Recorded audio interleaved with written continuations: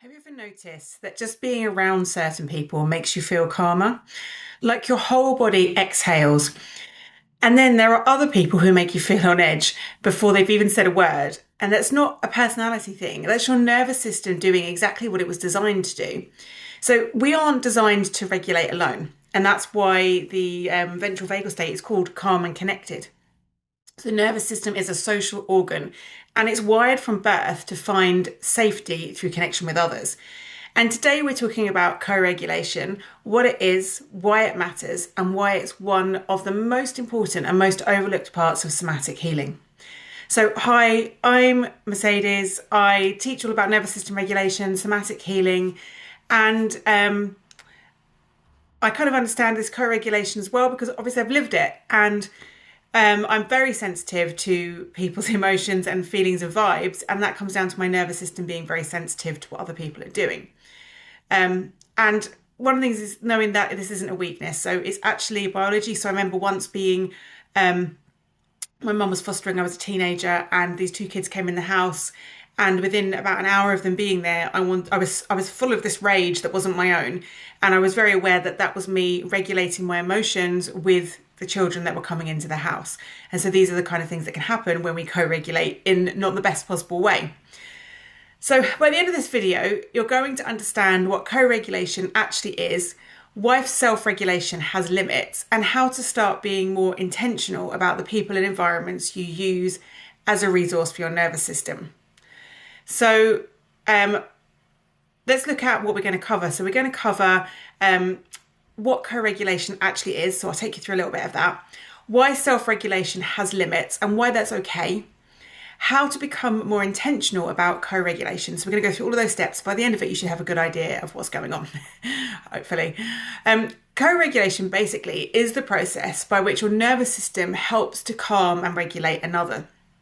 So when we're really in sync with people, stuff like our breath rates will become in sync and our heart rates will get in sync because everything will just basically become in sync with another person. We'll regulate everything, all of our body's senses with other people.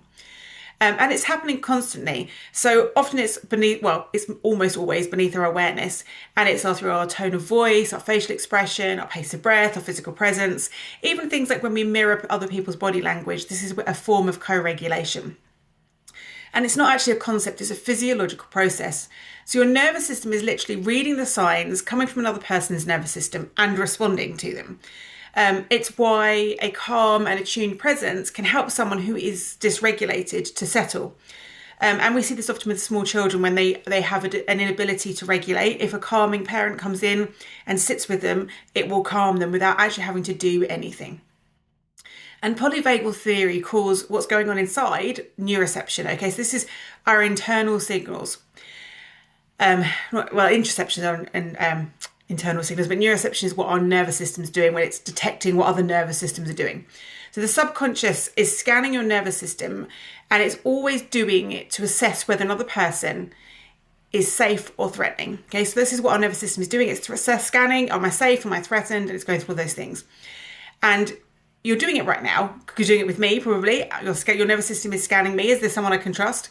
And you're doing it all the time with every person you're around. And so that's what co-regulation is basically. It's when we're scanning and we're coming in line with other people, and it's our body language, our breath, our heart rate, everything all coming in line. And that's co-regulation. And sometimes we can't regulate with others because we're on a different wavelength, and that can cause disruption to the way that we regulate. But then we can think about why self-regulation actually has its limits. So we often talk a lot about self-regulation, and it's something we want to teach children how to self-regulate. So let's teach them how to self-regulate. This is how you self-regulate. So we do breath work, grounding, somatic practices, and all of those things are really, really powerful, and they are really worth doing. But self-regulation is actually a more advanced skill than co-regulation. So we learn to regulate ourselves through being regulated by others. Like as with children can't self-regulate, but they regulate through other people. And that's how we learn about regulation, and it's something we continue throughout our lives. And if the early co-regulation was inconsistent or absent, or it was frightening, or something wasn't right with it, the nervous system never got a reliable foundation to build self-regulation on. Because if and it may not even be that that person, your caregiver, was not loving and caring, but they may have been dysregulated themselves. So they may have been suffering from all sorts of emotional issues that they were dealing with. And so as a child, we never really got to learn what properly calm was. And that's why, for a lot of people, self-regulation feels so hard. And we think, we tell ourselves a story that it's a personal failing, but actually it's because the scaffolding was never there in the first place. And co-regulation is how we build that scaffolding. Even now as adults, we can learn through co-regulation. So safe relationships, a tuned community, even a therapist or practitioner, these are all co-regulatory experiences that literally teach the nervous system what safety feels like. Okay, sometimes we may have to go back and relearn that. And if we do, that's okay, right? That's all part of the process.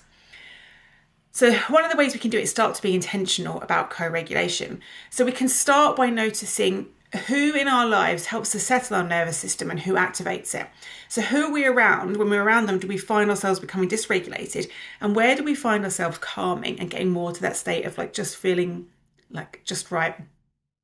And it's not about cutting people off. It's about becoming conscious of the effect that different relationships have on our bodies. So we can understand what that regulation, when we're with that person, what's happening instinctively to our regulation. So, and we can start to seek out, especially if we're learning how to self-regulate really well, we can start to seek out more of what regulates us. So whether that's one safe person, a community, or time in nature, or even being around an animal. Like I know when I feel a bit stressed, my cats will come and try and give me like excessive attention and like leave me alone. But I know they're doing it because they're calm and they're just trying to bring a little bit of that calm to me. So they know instinctively that they can regulate me without being told. And so it's that part of the process as well. And just be honest about the environment you're spending time in, because if you're chronically dysregulated and you're in an environment that's chronically dysregulating, that can work against your healing no matter how many somatic practices you do. And community, just remember that community is not a nice extra. For nervous system healing, it's genuine medicine. It helps us to improve how we feel. And if safe connection has felt hard or unavailable, it's important information, because healing in a community, even a small one, can be one of the most powerful things you can do. Okay, so that's why community is so important, and why connection with others is so important for our own self-regulation. And this is letter C of my A to Z of somatic healing. And this one is close to my heart because it's part of why I built the Somatic Reset Lab. And I wanted to create a space where people who are doing this work don't have to do it alone, because co-regulation is real and community matters. And if you'd like to join us, it's completely free. The link is in the description below. And if this video resonated with you, please give it a like and subscribe, because it helps me reach more people who need to hear this. And otherwise, I will see you in the next one.